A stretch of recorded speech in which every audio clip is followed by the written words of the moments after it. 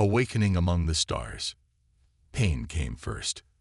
A deep, cellular ache that radiated through every nerve as Elias Drake's body struggled to remember how to function.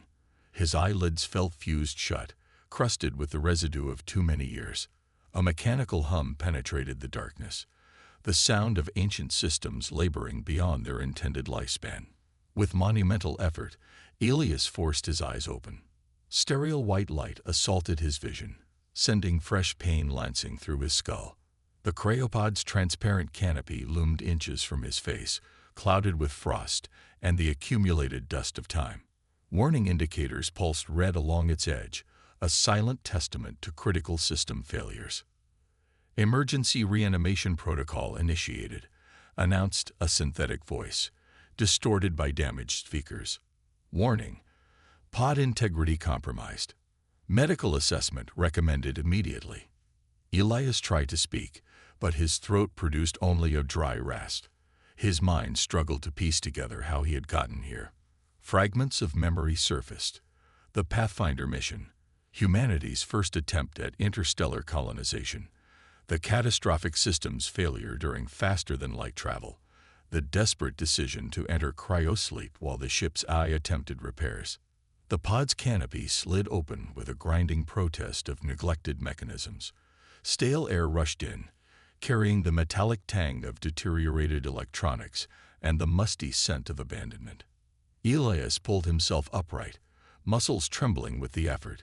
The movement sent a wave of nausea through him, and he retched weakly, bringing up nothing but bitter fluid. Around him, the cryobay lay in ruins. Of the 16 pods that had once housed the Pathfinder's crew, most were dark and silent. 3 showed catastrophic damage, their occupants clearly lost. The others displayed the same red warning indicators as his own. No signs of life. Ship status, Elias croaked, his voice barely audible. Multiple systems failure, the AI responded. Life support functioning at minimal capacity. Power reserves at 12%. Communication arrays non-functional. Current location: unknown. Time elapsed since emergency protocols initiated: 473 years, 2 months, 18 days. The words hit Elias like a physical blow. Nearly 5 centuries. Everyone he had ever known was dust. Earth itself would be unrecognizable, if it still existed at all. Crew status, he managed, already dreading the answer. All crew members deceased. Final survivor expired 28 years, 4 months after emergency protocols initiated. You are the sole remaining life form aboard the Pathfinder, Chief Engineer Drake. Elias closed his eyes, grief washing over him. The mission commander, the navigation team, the colonization specialists, all gone. Friends and colleagues he had trained with for years vanished while he slept. "Why am I alive?" he whispered. "Your cryopod was designated for extended preservation due to engineering expertise requirements. Redundant systems maintained minimal functionality.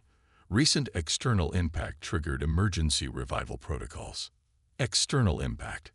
The implication sank in slowly through his fog of disorientation. Has something collided with the ship? Affirmative. Unknown vessel made contact approximately 6 hours ago. Ship sensors detect boarding party aboard. Classification: non-human. Elias froze. Non-human? Clarify. Biological signatures indicate significant genetic divergence from baseline human genome. Entities possess humanoid structure, but show extensive modifications consistent with adaptation to high radiation environments.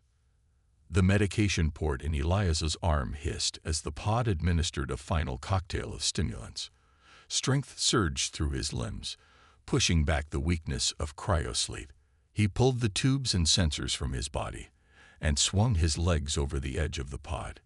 His feet touched the floor, and for a moment, he feared his legs would buckle beneath him. But the drugs did their work, and he remained standing. "Where are they now?" he asked, moving shakily toward the equipment locker.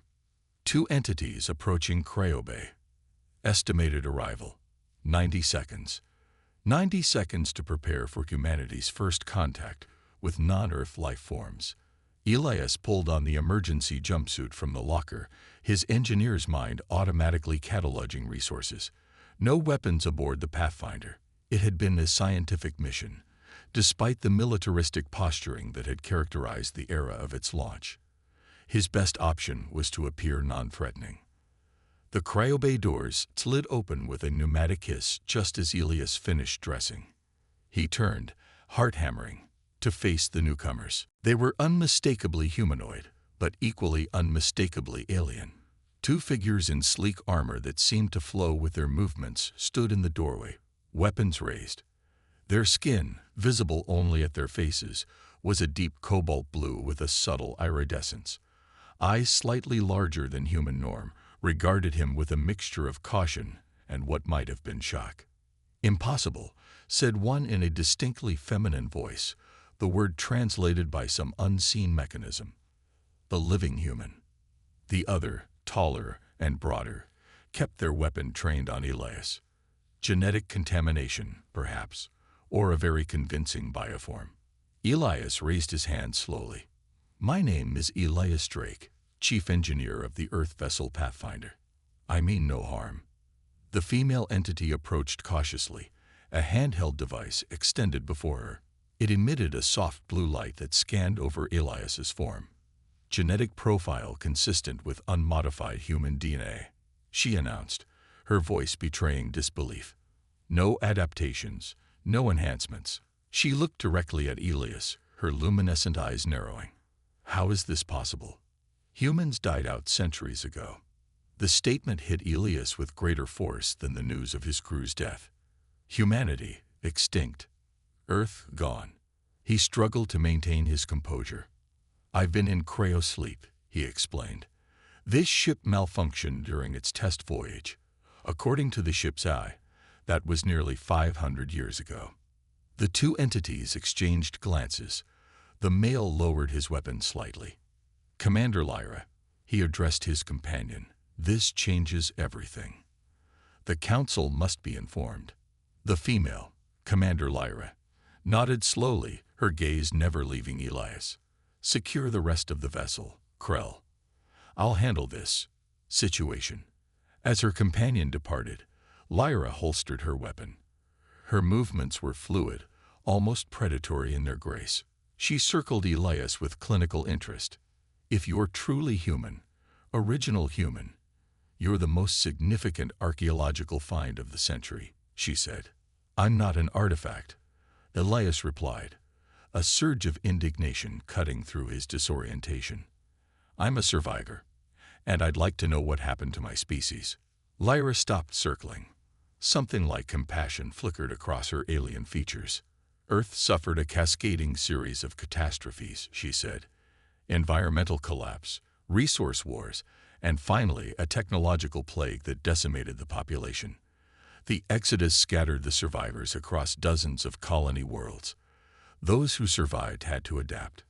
We, the Novari, are among the most extensively modified of humanity's descendants." "You're human?" Elias asked, struggling to process this revelation. "Descended from humans," Lyra corrected. "Adapted for survival in high-radiation environments. Our ancestors modified their genetic code so extensively that we're considered a separate species now. Most pure-strain humans died out within a few generations of the Exodus." Elias sank onto a nearby console chair, the implications overwhelming him. Not alien contact after all, but a reunion with a transfigured humanity that no longer considered itself human. And Earth, does it still exist? Lyra's expression hardened. "Earth is gone. A dead world, uninhabitable. We honor its memory as our ancestral home, but the cradle of humanity is no more." Something in her tone made Elias uneasy. A guardedness, perhaps, or an over-rehearsed quality to the words. "I'd like to see it," he said quietly. "Even if it's dead, I'd like to see it for myself." "That won't be possible," Lyra replied too quickly. "Now we need to move you to our vessel. This derelict could lose pressure at any moment." As if responding to her words, the ship shuddered around them. Warning alarms blared as the AI announced, "Hull breach detected in Cargo Bay 3. Emergency bulkheads engage. Power reserves at critical levels." "We need to go," Lyra insisted, reaching for Elias's arm. "Now." Elias hesitated only briefly before nodding. Whatever mysteries surrounded humanity's fate, he wouldn't solve them by dying aboard the Pathfinder. He quickly gathered what personal effects he could find. His engineer's tablet, a few mementos from his locker, and followed the blue-skinned commander toward the exit. As they navigated the deteriorating corridors of the ship that had been his home and tomb, Elias felt the weight of centuries pressing down on him. He was a living fossil, a remnant of a world that existed now only in the memories of these evolved descendants who no longer even called themselves human. They reached an airlock where Lyra's ship had docked. The vessel beyond was sleek and organic in design, utterly unlike the utilitarian angles of the Pathfinder. As the airlock cycled, Elias took one last look at the ship that had carried him across the gulf of time. "Goodbye," he whispered to the ghosts of his crew, to the memory of a humanity that was apparently no more. The airlock opened, and Elias stepped into a future he could never have imagined. Krell and several other Novari waited on the other side, their expressions ranging from curiosity to outright hostility. "Quarantine protocols in effect," Lyra announced, leading Elias past them.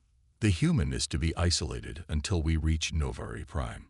No communication with the outside." "I'm not carrying any diseases," Elias protested. Lyra's gaze was unreadable. "The contagion I'm concerned about isn't biological," she said cryptically. She guided him to a small chamber that sealed behind them with a soft hiss. As Elias felt the subtle shift of the ship disengaging from the Pathfinder, panic finally began to set in. He was completely at the mercy of these evolved humans who viewed him as something between a relic and a threat. "What's going to happen to me?" he asked. Lyra studied him for a long moment before answering.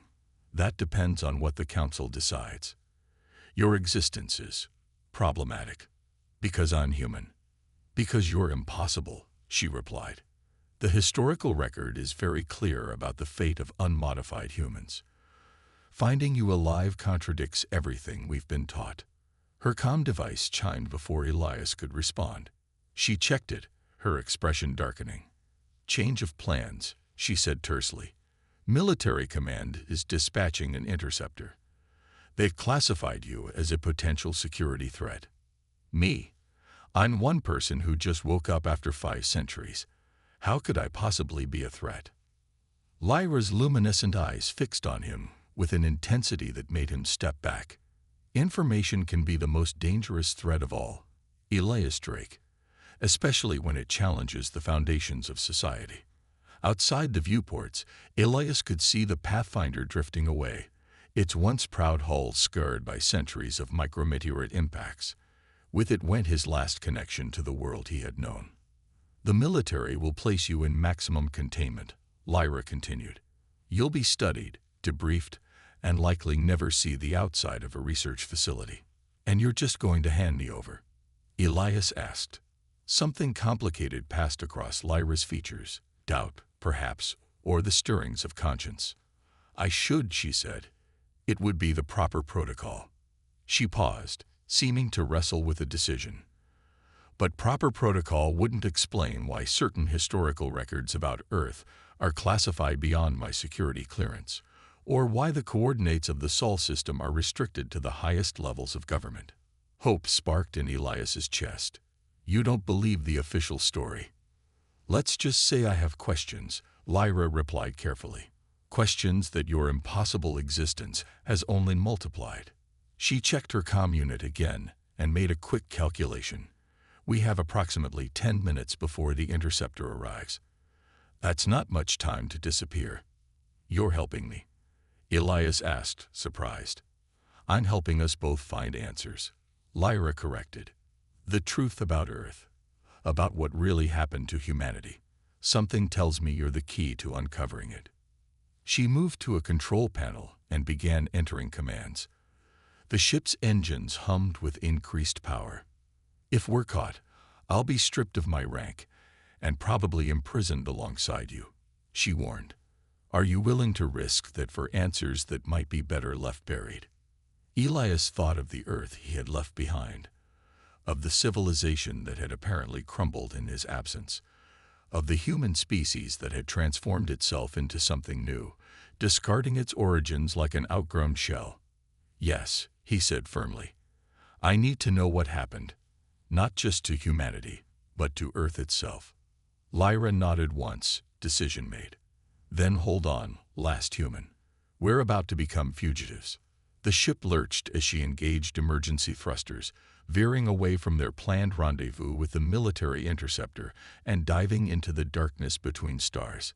Elias gripped a handrail as acceleration pressed him back, watching as the Pathfinder, his past, dwindled to a speck and then vanished entirely. Ahead lay only uncertainty and the promise of forbidden knowledge. But for the first time since awakening in this strange future, Elias felt something beyond shock and grief. Purpose. The last human had returned, and his very existence was about to challenge everything the descendants of humanity believed about their past. A dangerous truth. The Novari scout vessel cut through the dark expanse of interstellar space, its stealth systems engaged and running silent. In the cramped crew quarters, Elias Drake studied the star charts displayed on the holographic projector with growing disbelief. "These can't be right," he muttered, comparing the configurations with his mental map of known space from 5 centuries earlier. "These stellar positions, they're all wrong." Commander Lyra entered, the door sealing automatically behind her. She'd removed her armored exosuit, revealing a form-fitting utility uniform that accentuated her blue skin and the subtle gill-like structures at the sides of her neck. Adaptations for oxygen extraction in low-atmosphere environments. "The charts are accurate," she said, handing him a nutrient pack formulated for his unmodified digestive system. "Your perceptions are 5 centuries outdated." Elias accepted the food with a nod of thanks. "Not just that. These navigational markers don't match what should have happened to the star systems, even accounting for stellar drift over 500 years. He pointed to a particular cluster. "Look here, according to your charts, the entire Proxima Centauri system is missing." Lyra's expression tightened. "That's classified information." "A missing star system is classified. What happened to it?" She hesitated before answering. "The official record states it was destroyed in a stellar catastrophe during the early colonial period. A natural disaster that rendered the first human extrasolar colony uninhabitable. And the unofficial record doesn't exist." Her tone made it clear the subject was closed, at least for now. Elias rubbed his temples, fighting off another headache, a lingering side effect of his extended cryosleep. Every new piece of information raised more questions than it answered. "Where are we headed?" he asked instead. "Outermost reaches of the Novari Collective, a trading outpost called Meridian's Edge. It's populated by frontier types who don't ask too many questions." Lyra checked the vessel's systems on her wrist interface. "We've successfully evaded the military interceptor, but they'll be tracking us. We need to switch vessels before they lock onto our emission signature." Elias studied her as she worked. Despite her alien appearance, her mannerisms remained recognizably human. The determined set of her jaw, the minute furrow between her brows as she concentrated, these were expressions he recognized. "Why are you risking everything to help me?" he asked suddenly. "Your career, possibly your life, all for someone who represents a past your people have apparently worked hard to forget." Lyra's luminescent eyes met his, their silvery glow dimming slightly as if reflecting her inner conflict. "My sister was a historical researcher," she said after a long pause. "Talia specialized in pre-collective artifacts and records. 3 years ago, she discovered something in the restricted archives, something about Earth's actual fate. She tried to access more information and was arrested for treason." Her voice hardened. 2 days later, I was informed she'd committed suicide in her cell." "You don't believe that?" "Talia wasn't suicidal.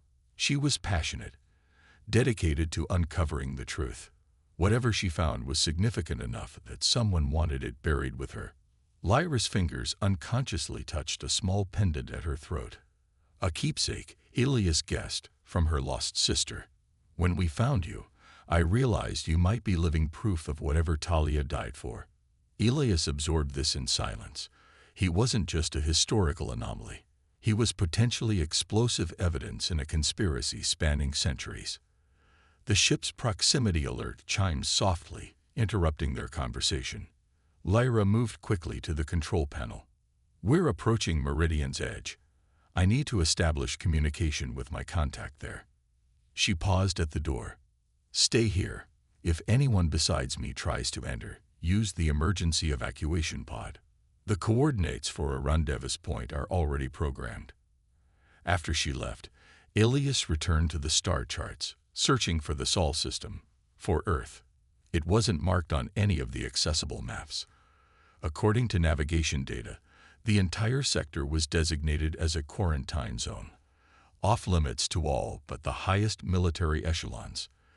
The official reason cited: residual contamination from the Great Collapse. Convenient, Elias thought. Keep everyone away from Earth, and no one can question what really happened there. He accessed the ship's historical database next, hoping to find more information about humanity's diaspora and the rise of the Novari Collective. The files were clearly sanitized, propaganda disguised as history. They described Earth's fall as a combination of environmental catastrophe and technological hubris, culminating in a bioweapon plague that supposedly rendered the planet sterile. The Exodus was portrayed as heroic but desperate, with only colony ships carrying genetically modified humans surviving the journey to distant stars. Original genome humans allegedly proved unable to adapt to the harsh conditions of space travel and new worlds, dying out within generations as their modified cousins thrived. Nothing in the official account explained why finding a living, unmodified human would be treated as a security threat rather than a scientific marvel. You're right about that, Elias replied quietly. And that's exactly why they're afraid of me. Not because of what I am, but because of what I represent. Questions about a past your leaders have tried to erase. He took a deliberate step forward, hands still raised. What really happened to Earth, Crane? What was so important that they needed to quarantine an entire star system and rewrite history to hide it? Doubt flickered across Crane's features. It doesn't matter now. The boarding party will be here in moments. It matters to me, Elias insisted. It mattered to Talia. Enough that she died for it. At the mention of Talia, something broke in Crane's resolve. His weapon dipped slightly, just enough. Lyra moved with startling speed, drawing and firing her own weapon in one fluid motion. The stun blast caught Crane in the chest, sending him crumpling to the floor. We need to move, she said grimly, already turning back to the controls. They'll send boarding shuttles any moment. Elias checked Crane's unconscious form, confirming he was merely stunned, not seriously injured. We can't outrun or outfight that cruiser. We need a different approach. He moved to the navigation console, quickly analyzing their position. There, a dense nebula about 3 light minutes away. If we can reach it, their sensors won't be able to track us effectively. They'll be on us before we get halfway there, Lyra objected. Not if we give them something else to worry about. Elias's fingers flew over the engineering controls. This ship's reactor isn't particularly stable. If I bypass the safety protocols and initiate a controlled overload sequence, it will create a radiation surge that will temporarily blind their sensors. Lyra understood immediately. And while they're blind, we take the escape pod to the nebula. Exactly. Elias continued rerouting systems. The ship won't explode immediately. We're not talking about a core breach. Just a massive energy spike that will buy us time to escape while they deal with a potential disaster. Do it, Lyra decided. As Elias worked, the patrol cruiser launched a boarding shuttle. They had minutes at most before it reached them. Escape pod prepped and ready, Lyra reported. Are you sure this will work? No, Elias admitted, finalizing the reactor modifications. But I'm sure we're dead if it doesn't. He initiated the overload sequence, and immediately klaxons blared throughout the ship as safety systems detected the imminent reactor surge. Let's go, he urged, following Lyra to the escape pod. They sealed themselves inside just as the reactor reached critical levels. Through the pod's viewport, they could see the boarding shuttle hesitate, its sensors undoubtedly warning of the dangerous radiation levels emanating from their target. Launching now, Lyra announced, punching the release controls. The escape pod shot away from the cargo hauler just as the reactor discharged its massive energy surge. The electromagnetic pulse washed over the patrol cruiser, temporarily disabling its sensitive tracking systems.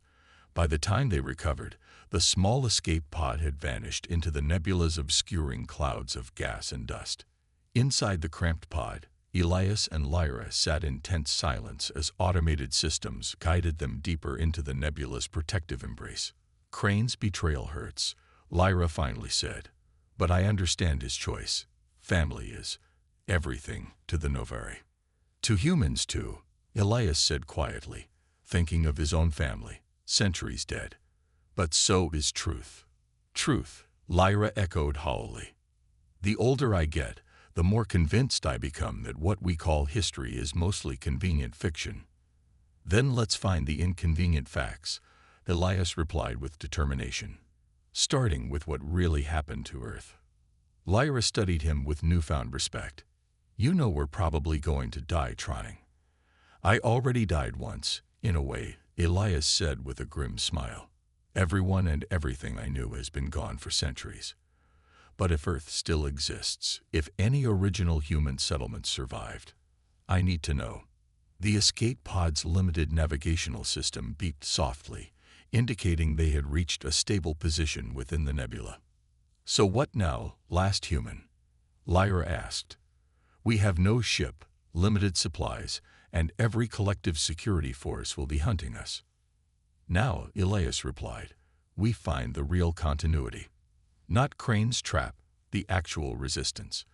And for that, we need to go where people have the most reason to question the official narrative. Where's that? The quarantine border, Elias said decisively. Where the lies about Earth began. Fragments, mostly. Contradictions in official records. Scientific anomalies in evolutionary patterns of modified human subspecies. Ancient artifacts with capabilities that don't match the technological timeline we've been taught. Crane's expression grew animated. Talia was working with them secretly. She believed they were close to proving Earth wasn't destroyed but quarantined deliberately. A proximity alert wailed. 3 military interceptors had appeared on the scanner, closing fast. Hold that thought, Lyra called from the cockpit. We've got company. Elias strapped himself in as the ship lurched into evasive maneuvers. The cargo hauler wasn't built for combat or high-speed chases, but Lyra piloted it with impressive skill, using the cluttered space around the station to gain tactical advantage. Can we outrun them? He asked. Not a chance, Lyra replied, but we might outsmart them. She pointed to a dense asteroid field on the navigation display. The scared belt. The rocks are rich in ferrous metals that interfere with tracking systems. If we can make it there, we might lose them long enough to engage the FTL drive. A warning shot blazed past their viewports, rattling the hull.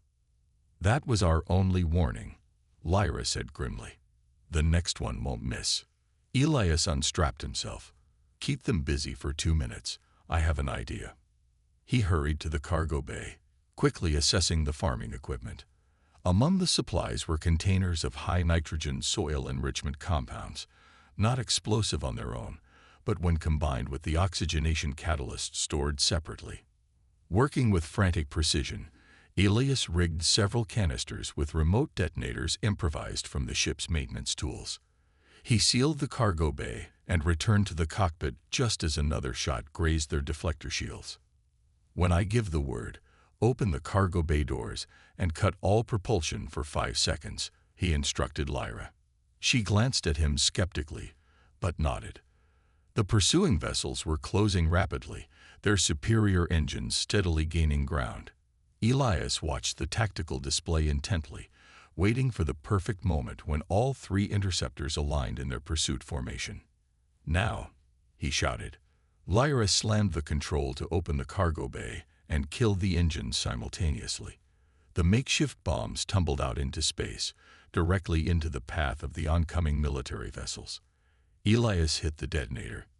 The explosion wasn't particularly powerful, but it unleashed a dense cloud of superheated, nitrogen-rich particles that expanded rapidly in the vacuum.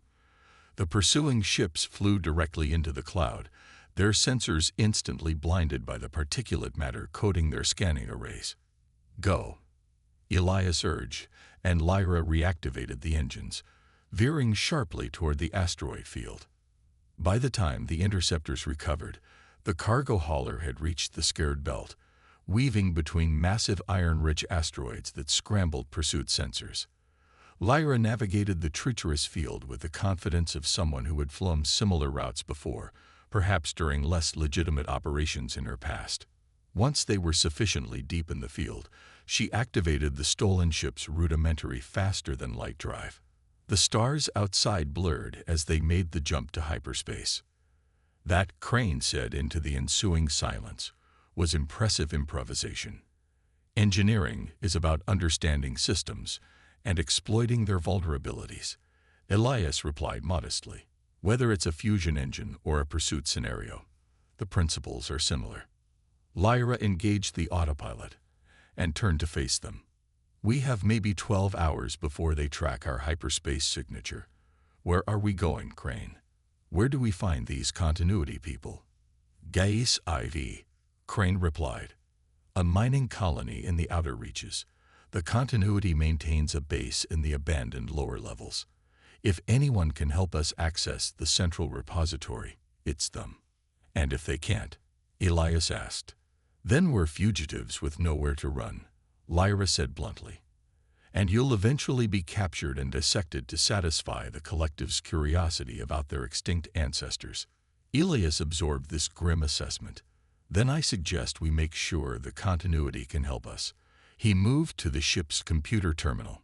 "In the meantime, I want to learn everything I can about what happened after the Pathfinder disappeared. The real history, not just the propaganda version." "Start with the founding of the genetic sovereignty," Crane suggested, joining him at the terminal. "That's when the systematic erasure of Earth's importance began." Over the next several hours, as the stolen vessel hurtled through hyperspace toward Gaius IV, Crane shared what the continuity had pieced together about humanity's fragmented past. The official narrative: environmental collapse, exodus, extinction of unmodified humans, was built upon genuine historical events, but manipulated to serve a specific agenda. The first generation of genetically modified colonists were still very much human, Crane explained. The modifications were minimal: enhanced radiation resistance, improved oxygen utilization, more efficient metabolisms. But each successive wave of colonization required more extensive modifications to survive harsher environments, creating distinct subspecies, Elias concluded. Exactly. By the third generation, some colonies had diverged significantly from the baseline human genome. That's when the tensions began. Questions of human identity, rights, representation. Earth still held nominal authority over the colonies, but communications were delayed by vast distances, and colonial governance grew increasingly independent. "Let me guess," Elias said. "The more heavily modified colonies eventually rebelled against Earth's authority." Crane nodded. "The genetic sovereignty movement. They argued that the modified were not just different but superior, better adapted to the realities of interstellar existence. They viewed Earth's influence as regressive, holding back necessary evolution." The terminal displayed images from this period: propaganda posters glorifying modified humans, protest footage, military confrontations. Elias noted with growing unease the systematic dehumanization of unmodified people in the rhetoric. "The Novari were among the most extensively modified," Lyra added, rejoining them after setting a new hyperspace vector to evade potential pursuers. Our ancestors adapted for high radiation environments with enhanced cellular repair mechanisms that gave us our blue skin and extended lifespans. When the genetic sovereignty declared independence from Earth, the Novari were its most fervent supporters. And then Earth just disappeared from history. Elias asked incredulously. Not immediately, Crane replied. There was conflict, not full-scale war, but skirmishes along colonial borders. Then suddenly, all communication with the Sol system ceased. The sovereignty declared that Earth had suffered a catastrophic bioweapon release, rendering the planet uninhabitable. They established quarantine zones around the entire system. Convenient timing, Elias observed. Very, Crane agreed. And within a generation, the narrative shifted from quarantine to complete destruction. Earth became a cautionary tale rather than a homeworld. The genetic sovereignty reorganized into the Novari Collective, with the most modified subspecies taking leadership positions. And anyone questioning this narrative, Elias asked, initially executed as traitors, later, as the events receded into history, merely discredited and marginalized. Crane's expression darkened, until recently, when the questions resurfaced with enough evidence behind them to threaten the established order, like what Talia found. A proximity alert interrupted their historical discussion. Lyra rushed to the cockpit controls. Dropping out of hyperspace, she announced tensely, "Patrol cruiser at the jump point." The starscape reappeared as the ship returned to normal space. Directly ahead loomed the distinctive silhouette of a collective military vessel. "They couldn't have tracked us this quickly," Lyra muttered. Unless you were betrayed," came a new voice from behind them. They turned to find Crane pointing a compact energy weapon at them, his expression regretful but determined. "I'm sorry, Lyra. They have my family." "Crane, don't do this," Lyra pleaded, reaching slowly for her own sidearm. "Step away from the controls," he ordered, gesturing with the weapon. "Both of you, hands where I can see them." Elias raised his hands, mind racing for a solution. "The continuity isn't real, is it? Just a lure to capture us." "A continuity exists," Crane replied. "But I'm not part of it. I've been working for internal security since they arrested Talia. They gave me a choice, cooperation or share her fate. And you chose to betray her memory," Lyra said bitterly. "I chose to protect my children," Crane snapped. Then, more softly, "Talia would have understood." The ship's communication system activated automatically as the patrol cruiser established contact. "Attention, stolen vessel," came an authoritative voice.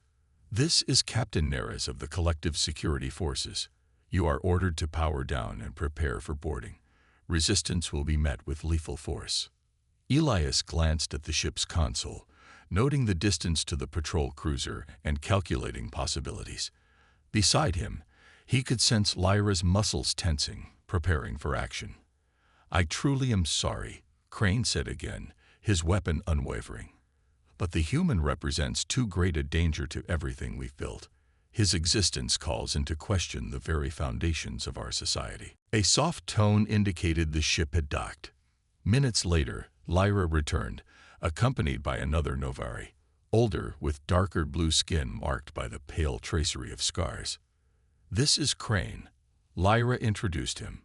"He was a friend of my sister's. He's going to help us disappear." Crane stared at Elias with undisguised fascination. "By the Founders, a real human. Talia would have given anything to meet you." "We need to move quickly," Lyra interrupted. "The military will trace us here soon." Crane nodded, pulling his gaze away from Elias. "I've arranged transport on a waste reclamation barge. Not comfortable, but it makes regular runs to the outer colonies, and its cargo gives off enough radiation to mask life signs." "Radiation?" Elias asked warily. "Nothing your companions can't handle," Crane assured him, then seemed to remember Elias's unmodified status. "Ah, right. We'll need to arrange shielding for you." They moved through the docking station with Elias concealed under a hooded cloak, head bowed to hide his distinctly human features. Meridian's Edge was a chaotic blend of technology, sleek Novari designs alongside cruder, patchwork equipment from other species. The inhabitants were primarily Novari, but Elias glimpsed other modified human offshoots. Pale-skinned beings with distinctive cranial ridges, others with the bronze-scaled dermis of desert adaptations. Humanity diversified, evolved for different environments, he realized. We became our own aliens. At a particularly crowded junction, a public view screen broadcast an official announcement. Elias froze as his own face appeared on the screen, an image captured from the Pathfinder's crew records. Believed to be an illegal genetic experiment or terrorist bioweapon, the announcer was saying. Any information leading to the capture of this dangerous entity should be reported immediately to collective security forces. They're moving faster than I anticipated, Lyra murmured, urging Elias forward. We need to get off this station now. They had almost reached their destination when alarm klaxons began blaring throughout the station. Security barriers slammed down across major thoroughfares. Station-wide lockdown. Crane hissed. They're here. Lyra made a split-second decision. Alternate route. Follow me. She led them down a maintenance corridor, access granted by Crane's security credentials. They emerged near a secondary docking area where smaller vessels were moored. The waste barge is compromised, Lyra said. We'll need to commandeer something else. Stealing the ship will only increase the charges against you, Crane warned. I'm already facing treason for helping him escape, Lyra replied grimly. Might as well make it count. Elias studied the available vessels. That one, he said, pointing to a mid-sized cargo hauler. Older model, probably minimal security systems. I can bypass the ignition protocols. Both Novari stared at him in surprise. I was the chief engineer on humanity's first interstellar vessel, he reminded them with a hint of pride. Breaking into a glorified space truck isn't exactly challenging. They approached the vessel cautiously. As Elias had predicted, its security was rudimentary, designed to deter opportunistic thieves, not determined fugitives with engineering expertise. Within minutes, he had the access panel open and was rewiring the ignition sequence. Where did your sister access the restricted archives? He asked Crane as he worked. Central repository on Novari Prime, Crane replied. Most heavily guarded information facility in collective space. That's where we need to go, Elias decided. Impossible, Lyra interjected. Security there is impenetrable, and you're now the most wanted individual in the collective. Not impossible, Crane said thoughtfully. Difficult and suicidal, yes, but not impossible. There are people who could help, people who have been asking the same questions Telia did. The ship's engines hummed to life under Elias's expert touch. Tell me more about these people while we get out of here.